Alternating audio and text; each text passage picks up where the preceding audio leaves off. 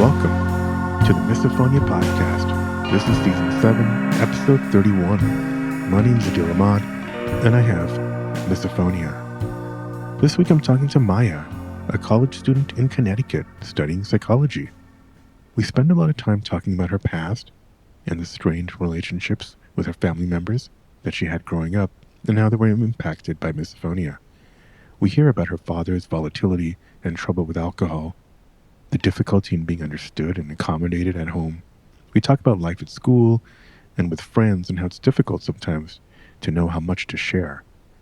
And we spend a lot of time discussing therapy and healing from modalities such as parts work and inner child healing, mind-body regulation, and how she's exploring various sides of spirituality. I love these episodes that delve into the childhood links to misophonia.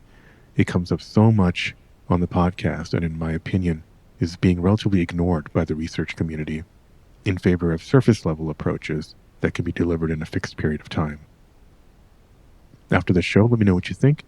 You can reach out by email at hello@misophoniapodcast.com or hit me up on Instagram or Facebook at Misophonia Podcast. By the way, please do head over and leave a quick review or rating wherever you listen to the show. It helps drive us up in the algorithms where folks are looking for misophonia. A few of my usual announcements. Of course, thanks to for the incredible ongoing support of our Patreon supporters. If you feel like contributing, you can read all about the various levels at patreon.com/misophoniapodcast.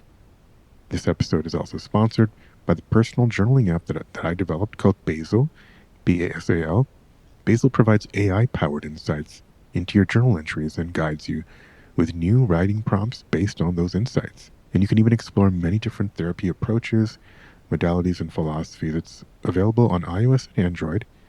You can check the show notes or go to hellobasil.com. All right, now here's my conversation with Maja. Maja, welcome to the podcast. Great to have you here. Hi, yeah, I'm so happy to be here, and yeah, I'm so grateful.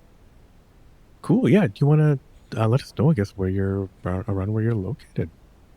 Yeah, so I live in Connecticut and I go to school. I'm in college and I'm studying psychology right now. And yeah, Very cool. And is that psychology influenced a little bit by misophonia at all? Do you see that as part of your studies and or career going forward? definitely misophonia influenced my decision to study psychology, but there's also various just mind body. I'm very interested in the mind body and how it all interacts. So it was definitely a factor, but I'm not exactly sure about specifically researching misophonia yet. I guess there are other topics other than misophonia in the world. But no, that's very cool. Mind body is something I'm fascinated about, that interaction, how they kind of blend together, Yeah. and all the philosophies around that. Um, well, very cool. Well, then I guess maybe tell us a little bit about misophonia wise. I guess we know what's the state of affairs for you these days. Okay, I can start from the beginning. I'll start Yeah, sure, from sure. All right, I I'll heard you had start some notes, so let's we can start there. Yeah, for sure. Yeah, so I'll start from the beginning of the first memory I have with misophonia. I specifically remember it was in seventh grade. I There was this one kid in the class who he wanted to be like the class clown. He was very just wanted to make people laugh and do things, and when he would sneeze, he made these loud noises, and I don't want to be too triggering, but We can all it, imagine. Yeah. yeah, and everyone around him, I was sitting like in front of him, and everyone around him would like say, stop, stop, like, no, don't do that. But for me, it just was next level intense anger. Like, no matter how many times he did it, every single time I had to turn around, say, Mm. like, stop this fury inside that it could not be contained. I had to let it out. And yeah, that was my earliest memory outside of my family. So, yeah. Yeah, yeah. So What, I mean, well, first of all, what was his reaction? You know, he didn't take it seriously. Like he didn't really take it seriously. Yeah. And I've had that reaction to my misophonia a lot. When I tell people about it, they just don't take it seriously. So that was his reaction to it at the time. Then that was your first. That was your first trigger. Did start to kind of get into the home too with family life and sounds Oh over here and yeah. there. Oh yeah. I with my family, I can't pinpoint exactly when it started, the like exact moment, but it was also around that time. I can share a memory. I don't want it to be too triggering, but I was I remember because my mom would drive me to school. This was seventh grade. I'm not sure how old you are, probably like 10, Oh, 11. way. Yeah, I'm way more than like that. And my mom would drive me to school, and every single morning she would be eating next to me, and I would have these like this rage that I just had to get out. I would tell her stop, and it was really intense. And we kind of had a back and forth, like fighting. It was fighting essentially. We were fighting, and this happened every single morning. I was in tears, and my even then my family didn't really recognize that there's something going on. I didn't even recognize that there's something going on. I thought, you know, okay, I just anger issues maybe, nothing. I had problems with my mom typically, so I was like, okay, just another one of those issues. So it didn't even really register that much, but that was definitely um, stuck with me until now, that memory. Yeah, and yeah, maybe tell me about you're having issues with your mom. Was it just kind of, well, quote unquote, typical kind of middle age, um, middle school? I mean, not middle age.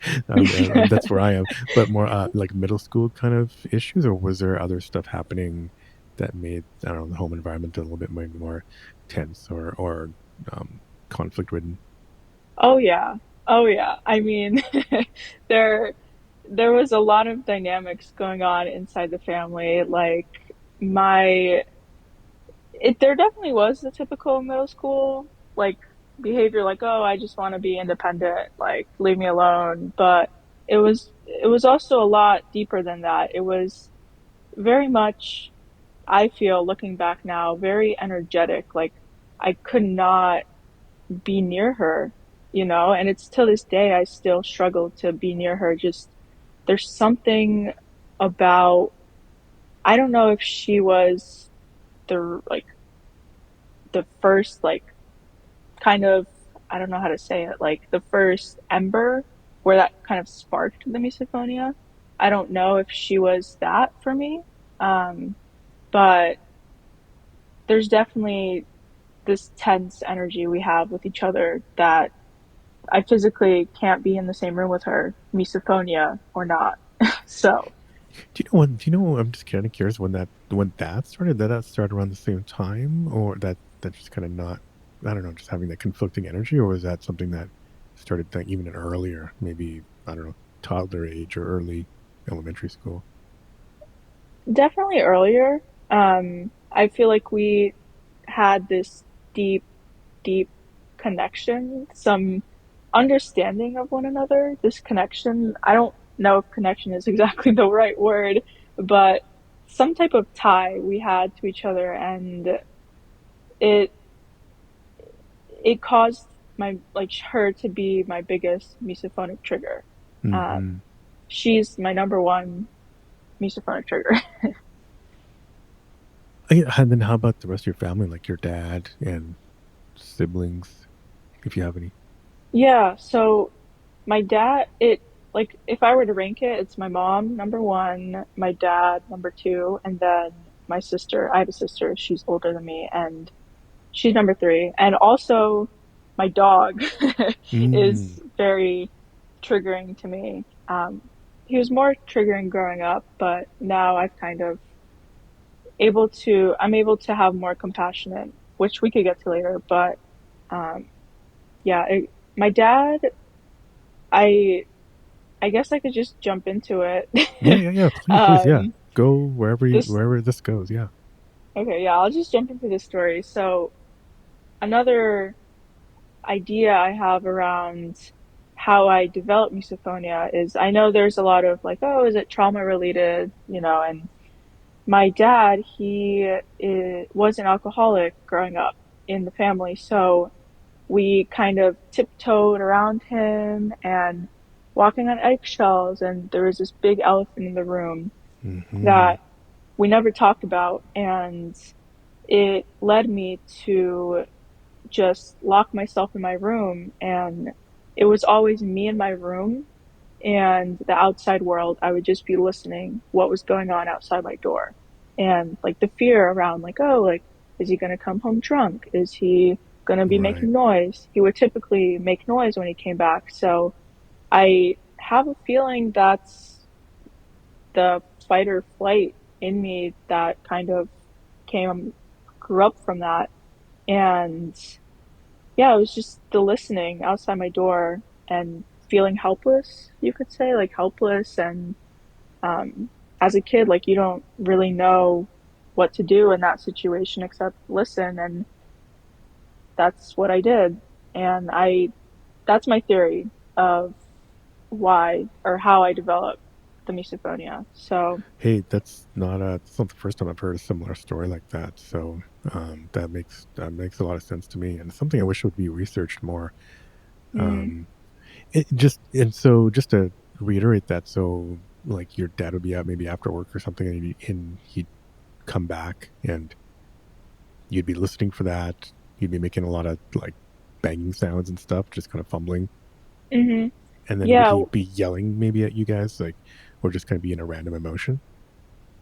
it was very chaotic. It was, you don't know. It was unpredictable, Mm. sometimes angry with my mom a lot, Mm. sometimes sad, sometimes, it was so chaotic. Mm. So it was unpredictable. So that's, I was scared as a kid, like what's going to happen, you know? Yeah. And I guess how did your mom react as well when you'd come back like this? Did you see your mom kind of in a worried, tense, extra tense kind of mode? Yeah, my mom would typically also be scared. She also didn't know what to do. And we, me and my sister as kids picked that up, and we picked up the fear. And we, like, you always think like, oh yeah, like look up to your parents and adults. And as a child, you see your mom in fear, not knowing what to do. It kind of warps your perception as a child. Like, who do you trust? Who can you depend on? Where's that sense of safety? There is no sense of safety. And that, yeah, I witnessed that as a kid. And she would also tell me and my sister to, like, oh, go talk to your dad, like, as he's drunk. Oh, really? Okay. Yeah, Yeah. like, we kind of took up that role of, like, you gotta do it yourself, be the adult in the situation. Oh, So, wow. Okay. Yeah, and I was gonna say like part of kid who's confused at age is not just looking for the adult to provide safety, but part of you is probably also maybe feeling protective of your parent, and so that you've taken on this other role as well in your brain, subconsciously maybe or otherwise. Um, so you're kind of like now extra sensitive for more than yourself, which yeah. can I think can not which can definitely overload your already overloaded nervous system. 1,000%. I need to write that down. Yeah, yeah. And so you said it was kind of the elephant in the room or just not talked about. Did it ever get talked about? Or like how many years did this kind of go on for? You know, to this day, we don't Okay. really talk about Okay. it. Yeah, yeah, yeah. It's, I, we kind of assume my dad doesn't drink anymore, and he's doing much better just mentally and physically. So we we don't really talk about it, but my dad did apologize to me pretty recently, 2, 3 months ago, saying like, "Oh, I'm sorry that I wasn't the dad that you needed me to," and that was really, really healing for me Where to did that come hear. from? Where did that come from, do you think? I Like, why did think, he? yeah, because I live alone now. That's a big reason why I moved out of state because I'm originally from New Jersey. My Mm-hmm. family lives in New Jersey, Mm-hmm. and I moved out of state to college to live alone. And I think a big reason why they're just realizing like how important this aspect of my life is to take care of. Like I need things. I need to live alone. I need that in order to function properly. I seriously can't function when I live at home. It's tears and anger and it's just not a place to heal for me. So they see that I'm changing and I've definitely mesophonic wise gotten better regarding triggers just the past 2 years. I feel I've built up my level of safety within myself through just standing up for what I need and setting the high standards of, okay, I need to live alone and I'm going to do that. I'm going to make that happen and I'm not going to settle for anything less. And I've been working through that. So I think they notice the changes and the growth that I've gone through. Well, that's great. Well, what do they think? What do you think about misophonia in general? So, I think you said earlier, right? They still don't really take it seriously, or are they specifically trying to maybe accommodate when you're home? Yeah, so when I was younger, they didn't. They did not. That was probably the biggest thing that led me to I need to leave this Mm-hmm. place. This place is not safe for me. Mm-hmm. Um, I could tell a little story. I had a therapist specialize in misophonia, and we had a family session, all my entire family, and the focus was on me for once in my life. The focus Mm-hmm. was on me, and they just physically, mentally could not make me the priority in their life emotionally. And the therapist, he told step by step what they need to do. Like, oh, like warn Maya before you even step foot into the kitchen because Mm-hmm. it's going to be triggering. Mm-hmm. And even if she's in another room, go knock on her door and just let her know so she has that option of, okay, I'm going to go. I could put in headphones and just the option to choose to Yeah. feel like what to do to feel safe. And my mom specifically in the session, she was like, yes, yes, totally, I understand. Yes, I'll do it. And then immediately, like, I'm not even kidding you, immediately after the session finished, she started like making food right in front of me. And Mm.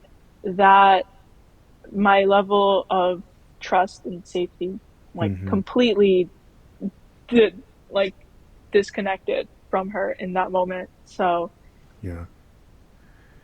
Wow. Yeah, it's amazing how, I don't know, how kind of tone deaf people can be. Um, did it? I guess. I mean, you said there was conflict with your mom. Like, did this start to just kind of drive a wedge between yourself and your other family members in terms of how close you would become, or not?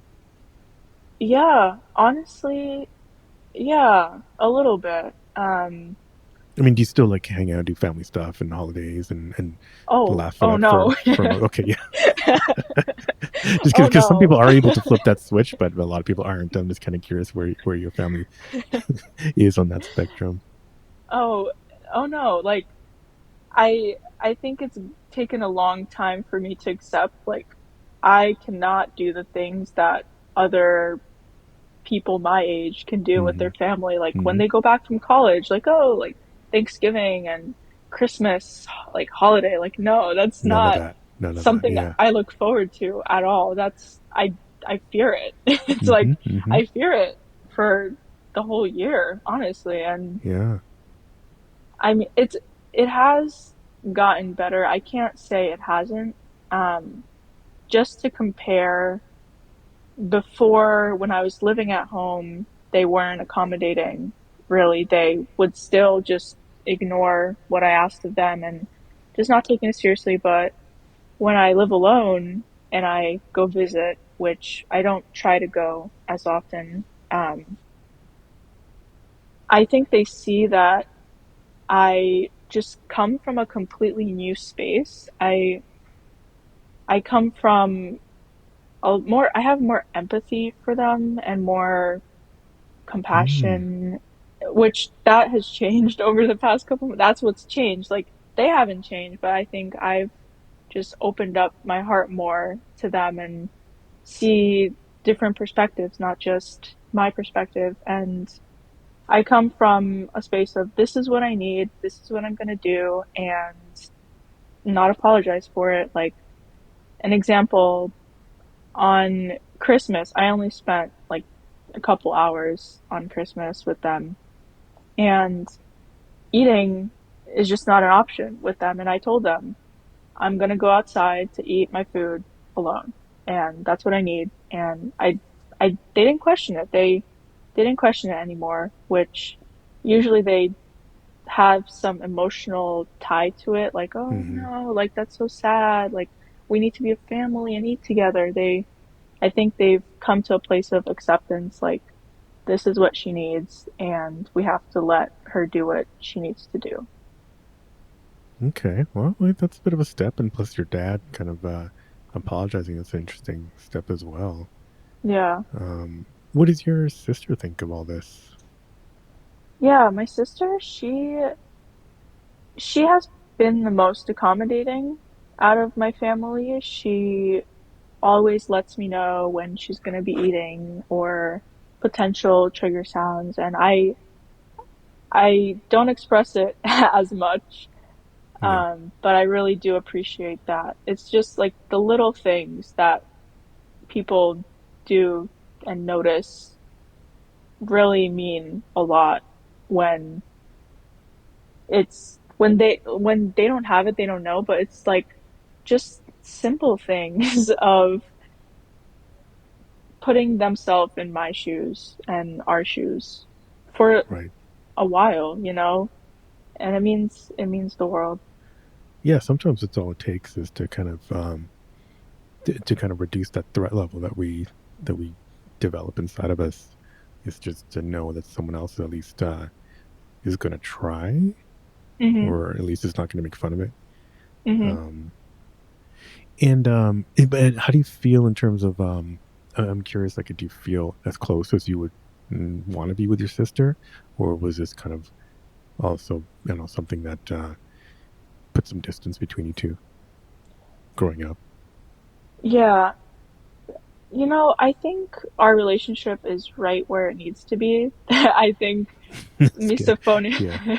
misophonia is probably not the entire key playing factor in our relationship. There's Hmm. more to it. There's different dynamics, but I think we've most both accepted like, yeah, this is what I need, and we try to make it work when we see each other, and we appreciate the time we do spend together.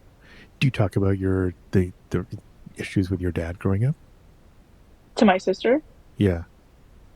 uh that's that's a good question.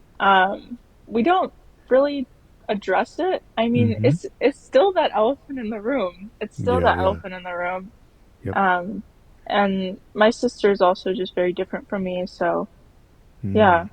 yeah. Well, moving, yeah, maybe kind of like um, moving into other stuff, non-family stuff. I guess growing up, maybe at school or friends, did they start to, or did you notice? Did you get triggered from them? Did you tell anybody about your misophonia? Oh yeah. So I typically kept quiet. It's still something I'm working on in my friendships and relationships to keep quiet about misophonia and suffer in silence because in when I was younger, growing up, I didn't know how to communicate my needs very well, or I didn't communicate it in a way where I was very secure in what I was saying. It was very coming from a really emotional space, and they kind of Mm, picked that up and were like, "Oh, I don't want to bring this up again. Like, this is not something I want to talk about. It's making me uncomfortable." mm, So, it the friends that I did have growing up, they didn't really react the best. Um, they didn't take it seriously because I think on some level I didn't take it seriously and make it a priority in the friendship for like this is what I need to feel safe. I didn't make my safety a priority in the friendship. So it it was kind of that, and another example I could give is my best friend at the time, I let her know about the misophonia, and when we would like FaceTime, she I'd ask her like, "Oh, can you mute yourself?" when she would eat, which I would never have someone eating on the phone with me now.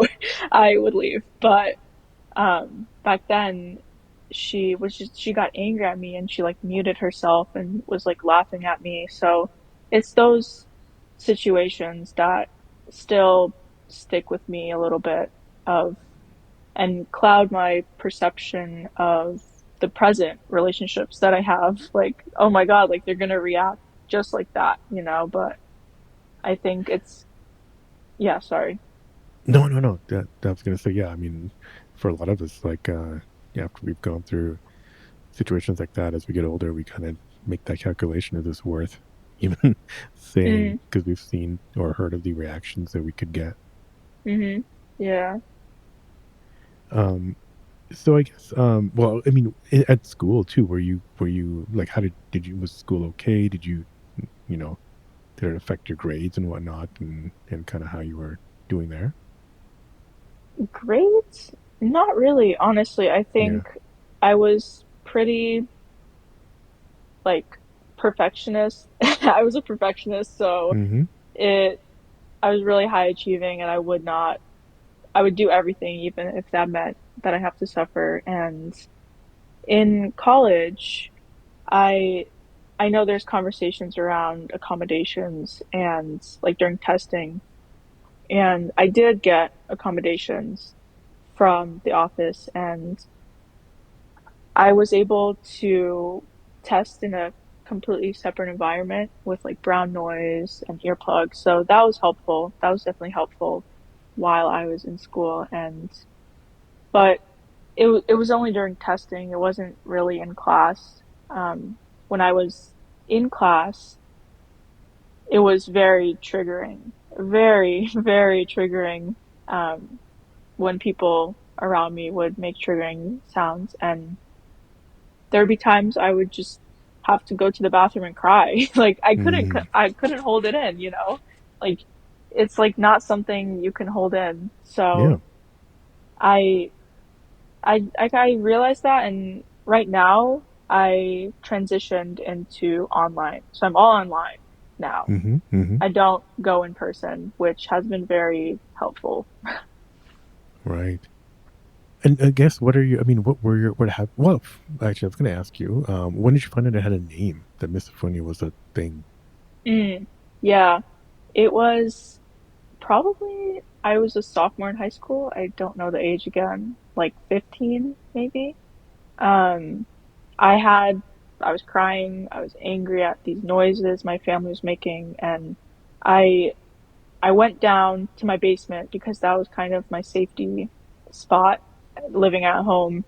And I just searched up on the computer like anger at noises, extreme anger at Yeah, noises. yeah. You'll definitely get misophonia if you Yeah, search for that. Yeah. yeah. And it came right up and it just all clicked. And from that moment, I took action. I immediately was like, I need to do something now that I know. And I found a therapist. So yeah, it it was very enlightening. It was like my enlightenment. Yeah, yeah, yeah, yeah. No, it must have been. Yeah, we usually end up finding that and then doing a lot of research. um, Yeah. well, so after that, or even before that, I'm curious, kind of what are your kind of day to day coping methods? Day to day, pretty much avoidance. I know it's not the most convenient thing. I live alone, completely separate from like any walls. It's like its own unit. So I typically spend my days inside alone. And I mean, I have like AirPod Pros with noise cancellation that I always keep with me in case. Um, and I sleep with earphones or earplugs, sorry, at night. And yeah, those are just my like quick coping mechanisms, like in case of emergency. But Right. long term wise, coping mechanisms, I really wanted to bring this up actually. Yeah, yeah, yeah. um, I I've been for a couple months now.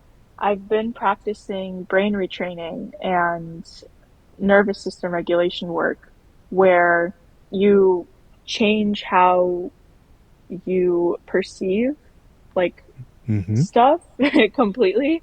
And I know you've definitely talked about this before with other people, but that has been the most impactful coping mechanism long term wise. My nervous system just, it's so much less heightened, the triggers now. They just, I know they're going to pass, and I know I have the tools to cope with all the nervous system regulation, different tools I learned. So it's just knowing that I have the tools, it's a relief and has been really helpful. Yeah, no, that's right. Like we said before, having options, having tools that we can go to helps. What kind of tools and are you using for this, and kind of where'd you learn about these Yeah, techniques? yeah. So this this does go in hand with misophonia because I I got sick with chronic fatigue Mm, after my my body just gave up at one point. Like 2 years ago I was 18, and my body just gave up, and I was so depleted. And it took me a year and a half. I found this school, online school. It's called Chronic Fatigue School. I think they're changing their name to Somia. mm-hmm, And I did this group coaching program. It was a live group coaching program for 3 months. And they have that, these are where I got the tools from. There's different like nervous system regulation, like I don't know how to say it. Like you, it's kind of like self massage. Like you find different points that connect to your vagus nerve, and mm-hmm. you massage them. Um, one of them is like you stop at like whenever you feel the trigger, you stop. You imagine like putting distance between you and that trigger and that part of you that's getting triggered, because it's not, you're not the trigger, you know what I mean? Just not, you're not, they they set, it's hard to like, I'm having trouble explaining it, but they, it separates you from the trigger. Like there's, it's just this part of you that's doing this. It's not you that's doing this. Your Interesting. original. Yeah. So this is kind of like parts therapy, or Yeah. kind of like a variant of internal family systems. It's just the realization that there are multiple parts inside you that Mhm. you that and some of them are reacting in ways maybe based on memories from the past, or there's parts of you that have kind of sprung up over time to try to protect you. Mhm. Maybe that's what they're talking about, but it does sound like some form of parts therapy. Yeah. No, yeah, that's exactly what it is. And you just give yourself and that part extra love, and it's like it mixes in inner child therapy, the Mm-hmm. parts Mm-hmm. therapy. um there's the trauma resolution model they give you with like prepping your nervous system when you're going into a situation Yeah. before Yeah. you Yeah. even, like, when you know you're going to be triggered, you could prep beforehand and like do different visualizations of just imagining yourself in that scenario in a regulated state before it Mm-hmm. even happens. So it kind of Mm-hmm. sets you up for success instead of failure. Not failure, but yeah. Well, reaction to triggers, fight or Yeah, no, flight. not Yes. failure. That's Yeah. definitely not failure. That's the wrong word. Yeah. Yeah. No, no, I know what you're saying. No, that's fascinating. I mean, yeah, these are kind of all things that I've been, yeah, picking up either myself or talking to other people like the Sephora Weissman, who I actually just had on, I think just now, just in the Mm, past week. She definitely is a therapist who has misophonia and talks about misophonia, but also really deals with chronic fatigue syndrome. And mhm, seems like a lot of these things are not unrelated. mhm. Yeah, no, it's all related. Like it's all related. Like your adrenal fatigue and Hmm. fatigue. It's all related. So this is great. So how do you, yeah, I guess, where do you feel you are on this journey? Like, is this kind of like is this kind of tangibly helping like in a day to day? Even you're saying you're alluding to it's helping a little bit with family, although you need to kind of like moderate the time that you spend with them. But do you feel like it is kind of like doing the retraining? Because in my experience, I'm able to like go back into the past and maybe yeah, get to the point where I find these parts that I can kind of self soothe. But like the misophonia thing is like taking longer than I Mm, mhm. originally thought. It's I guess a tougher nut to crack, but I do feel like these things are kind of on the path, but it's just going to take more practice. I think at least that's where I feel like right now to Yeah, retrain the brain to maybe forget some of these old wirings that were etched in childhood. yeah. No, yeah.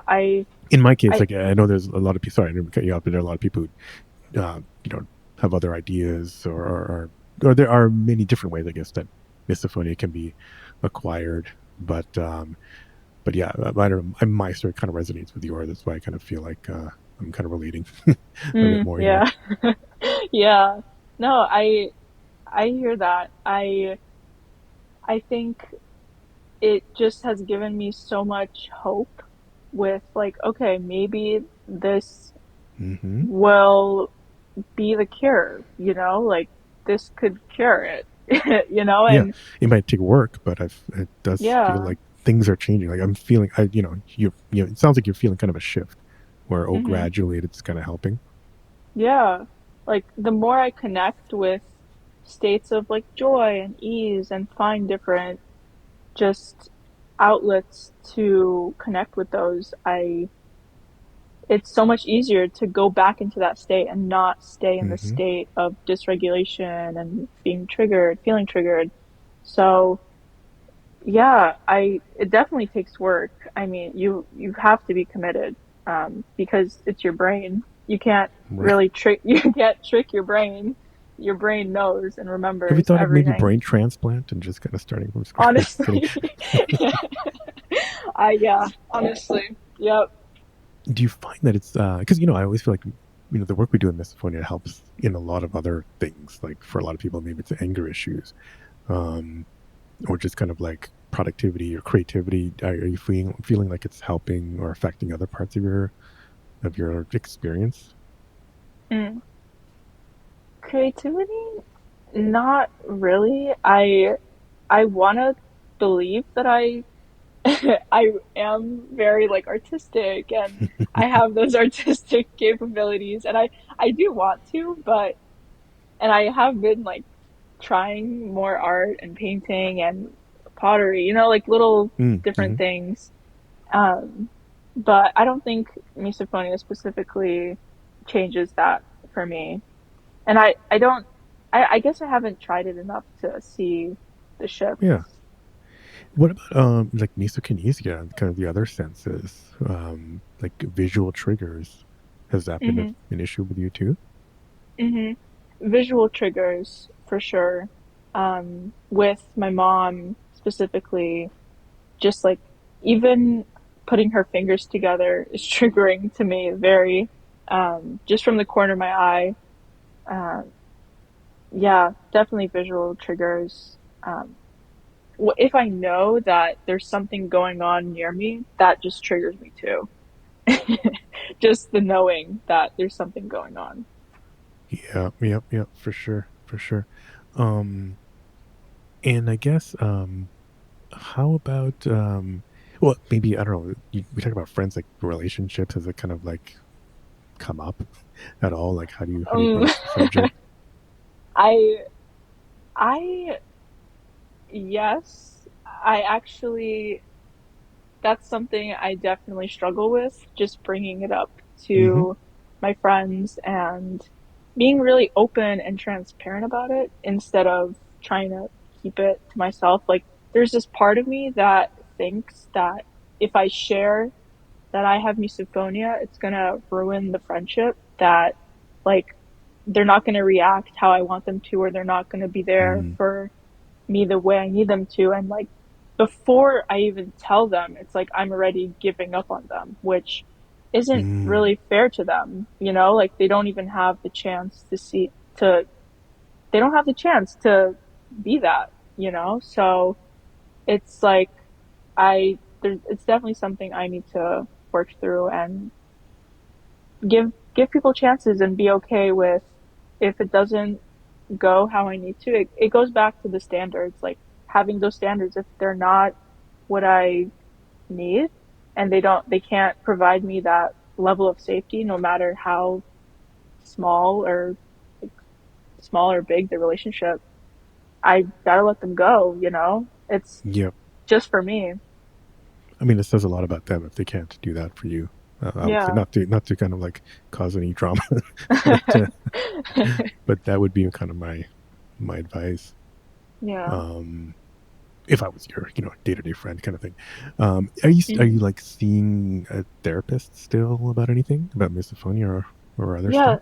Yeah, so I was with the misophonia therapist for 4 years. Mm-hmm.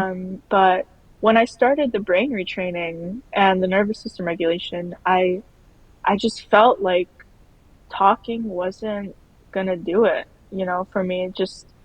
It wasn't really getting me. It was nice to have someone to talk to and support me through the situations in a way, just being my friend. But to really help heal the misophonia, I found more healing in like somatic therapy and Mm-hmm. the mind body um, regulation stuff. Right. Yeah. I mean, it sounds like you've connected it to what you needed to connect to the past, right? To the certain things that happened in the past, and now it's time to kind of work on those. I would Yeah, imagine like it's not like talking about it more might not. It's going to have a diminishing returns unless now we kind of try to retrain those wires, those memories, those neuronal connections. yeah. Like I mentally know everything that I need to know now Yeah, about my past. It's more yeah, of in like embodying the new experience that I want to live on a daily basis, not mm-hmm. constantly reliving the past. That's really where I'm at, just embodying where I want to be. Um, Yeah. Well, that's great. Do you have any kind of do you have a I don't know, not a plan, but do you have a goal or it's kind of what you want to do with this? Or just want to do more of the same and just kind of like the stuff we just talked about and just kind of practice, practice, practice, or is there other kind of exercises or things that you're gonna try this year? yeah, I'm very much into spirituality, and I am seeing a spiritual coach who we work with. I've told him about misophonia, but he gets really to the root cause of these emotional imbalances that or are these blockages in my system that cause like the health problems. I have a bunch of health problems, and he just really gets the root and the thought pattern behind these like the thought pattern behind what causes uh, the pain I have, or like different issues. So I I think mixing in that with the mind body regulation somatic therapy, it I feel really hopeful that it could really just excavate that the like negative experiences I've had that led me to misophonia and everything around it. That's a fascinating term, to excavate it out. Because yeah, if it is in your case, it does feel like it is kind of rooted in some of that those old layers that are inside of you. Excavate. Yeah, it's an interesting metaphor. I'm always interested in misophonia metaphors. Yeah. Um, and so maybe just is there a name for this kind of the spiritual advisor that you're going to, and I don't know a reason why you went in that particular with this particular person? Um, that's a long story. Okay. It's long for the podcast. Sure. But he just Yeah, we don't have to get really, into them. Yeah. yeah, he just really delves into like chakras and nature and just like recovering like your original being, just Hmm. before all of the conditioning, before everything, your childhood, like the original nature that's within all of us. Fascinating. Okay. Yeah, no, I'm really excited for this path you're on. I'm glad you took it. It's I don't know something that I mentioned earlier just really resonates with my thinking, and maybe it's just influenced by my particular um, you know childhood and past, and how similar Mm, it is, and the similarities that I've heard with many people, not just also with many people who've come on the podcast. There's often been something, something in childhood where you can kind of make that connection where it there was a that child was either confused or trying to protect itself or trying to protect another caregiver. And hmm. so excavating, I'll use that term a little bit. Yeah, that out once you've kind of found it, is it's an interesting. It's a I mean, whether it cures the misophonia or not, I feel like it's going to have an effect on. And hopefully, you're reaping the rewards in your other, your fatigue or whatever other issues that you're having. So I feel like um, it's great if it benefits you in those areas as well. Yeah. Yeah, no, thank you. I really appreciate it. Well, yeah, I mean, we're coming up to about an hour. And yeah, this has been fascinating. I know it's going to affect and resonate and help a lot of people. Anything else you want to share in terms of things that you've learned or um, you know ideas about misophonia or anything from your experience? Yeah, just I I have covered a lot. I Yeah. feel like I I, really, I, I don't mean to put you on the spot, but I know you took some notes. If there's anything else there that's as fascinating as kind of the stuff you've already shared, I mean, I'd love to hear. But if that's it, I mean, this is super great. I'm very grateful for hearing the rest of your story. I know we talked. I mentioned earlier. We talked on doing some kind of group calls, like I don't know, last year or the year before. But yeah. it's great to kind of like dive in a little deeper and get to know your story. Yeah, no, this was so much fun. I love connecting with people. I don't really connect with people who have misophonia. I don't know. It just I feel like it could be hard to find. I'm opening myself up more on Instagram. I think just following more people who have misophonia, because just making like creating that space for yourself is like just becomes the norm. Yeah. Does that make sense? Like you create whatever you create, or you choose, like whoever you choose to follow or surround yourself with, it becomes your reality in a Yep. sense. So yeah, I've been opening myself up to that. Well, that's great, and if it's okay, I'll tag you probably when this goes out. But also, but you're right. I mean, the reason why I started the podcast was when I started to meet some people who have misophonia and realized we have so much in common that we almost don't have to. start from scratch and introduce ourselves. You know what I mean? It's like Yeah. we have so many kind of walked in each other's footsteps, and Yeah, it's it's like like you're wrapped around. It just always feels like when I'm around Misophonia strangers, I'm actually around friends, like lifelong mm, friends. yeah. Yeah, it's like nice to see you again. Like we've done Yeah, this before. yeah, yeah. Well, Maya, yeah, thanks again. This has been great. Yeah, no, thank you so much. I'm so happy to be here and to, yeah, just talk and have conversations like this. I'm really grateful. Thank you again, Maya. It's so much like talking to a mirror, at least in terms of how I think about misophonia. Amazing conversation. If you like this episode, don't forget to leave a quick review or just hit the 5 stars wherever you listen to this podcast. You can hit me up by email at hello@misophoniapodcast.com or go to the website misophoniapodcast.com. It's even easier to send a message on Instagram at Misophonia Podcast. You can follow there, or on Facebook, and on Twitter or X, it's Misophonia Show. Support the show by visiting the Patreon at patreon.com/Misophonia Podcast. Theme music, as always, is by Moby. And until next week, wishing you peace and quiet.